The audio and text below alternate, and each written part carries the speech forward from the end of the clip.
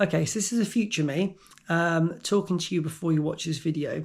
It does look, when we use this Bowsaw, like we've bitten off a bit more than we can chew, and that's true. It did take a bit longer to cut through. However, what I wanted to do with that log is to cut it into making two sort of perches and maybe stools in the future for my two daughters. So you'll see there, obviously the piece we've chosen is quite a weighty piece. However, it was good fun to practice the Bowsaw.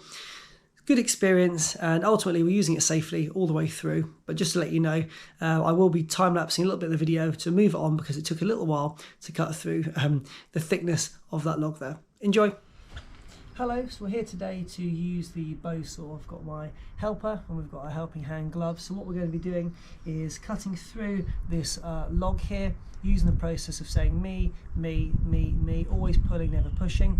So we're going to put our helper hand glove through the saw first of all until we see the saw go deep enough we can move our hands to the opposite side. Okay, making sure that we're safe at all times. So we cut through this log here.